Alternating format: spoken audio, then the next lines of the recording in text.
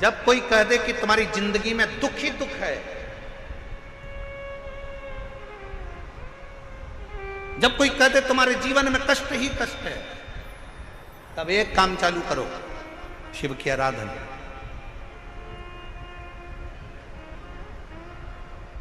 तब एक काम चालू करो, भगवान शंकर की आराधना। 3 चीजें अपना लो। पहले नंबर पर शिव जी के मंदिर में 1 लोटा जल चढ़ाना। दूसरे नंबर पर अगर प्रदोष के दिन मंदिर में दिया लगा सकते हो तो ठीक है, नहीं तो एक कनेर का फूल पीला वाला, देखा है आप लोगों ने? जम के बोलो जरा।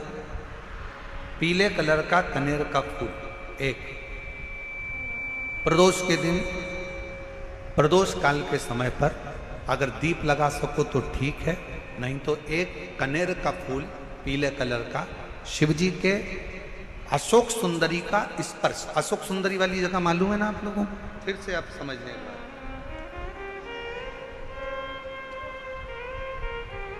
ये शिवलिंग, जलाधारी, ये चरण,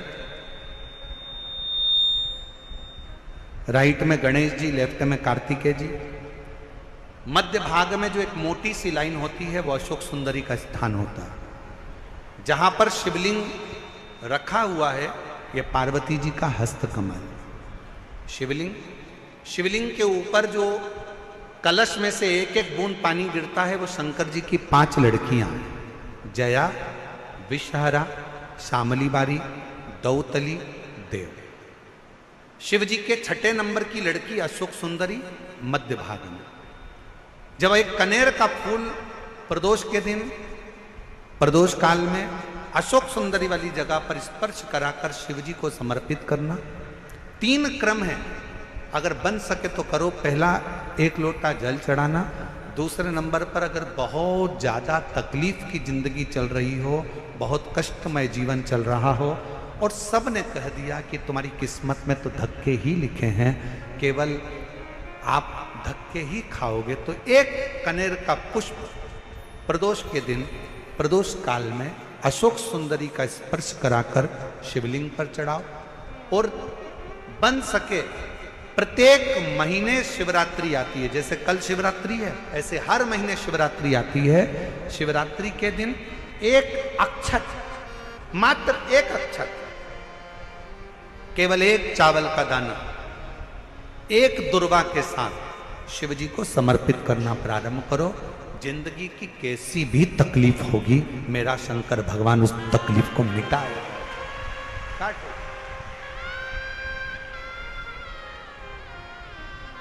शिव की आराधना और दिल से बाबा को पुकारते रहो। श्री शिवाय नमस्तु, श्री शिवाय नमस्तु, श्री शिवाय नमस्तु,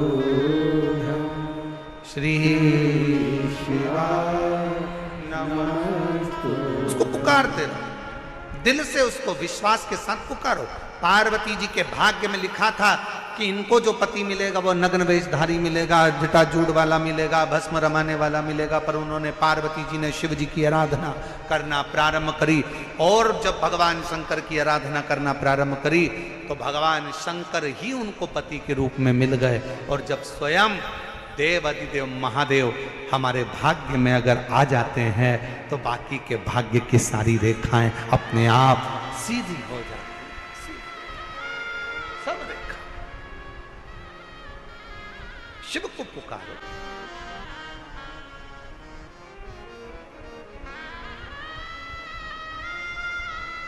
भगवान शंकर को पुकारने का प्रयास करो।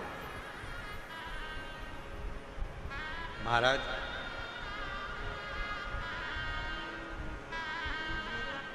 शिव महापुराण की कथा एक बड़ी सुंदर बात कहती है, बहुत सुंदर। जिसके दिन खराब चल रहे हो ना, तुम्हें मालूम है कि तुम्हारा रिश्तेदार के दिन खराब चल रहे हैं, उसकी तकलीफ की जिंदगी चल रही है, उसको कष्ट है। हम जानते हैं कि दिल्ली वालों को इतना समय नहीं है, मुंबई वालों को इतना समय नहीं है, बड़े बड़े शहर वासियों को इतना समय नहीं है, पर शिव महापुराण की आज की बात को लेकर जाना। जिसके दिन खराब चल रहे हो, तुम्हारे रिश्तेदार, तुम्हारा कुटुंबी, मोहल्ले में किसी के दिन अगर बेकार चल रहे हो, बहुत कष्ट के दिन चल रहे हो, तो उससे कम से कम एक दिन में 2 बार जरूर मिला करो। क्यों? उसके दिन भले खराब चल रहे हैं, पर एक ना एक दिन मेरा बाबा उसका हाथ पकड़कर उसको उन्नति की सीढ़ी पर जरूर चढ़ा। अगर किसी के दिन खराब चल रहे हैं तो उससे 2 बार मिलो। अगर किसी का स्वास्थ्य खराब चल रहा है तो उससे 3 बार मिलो।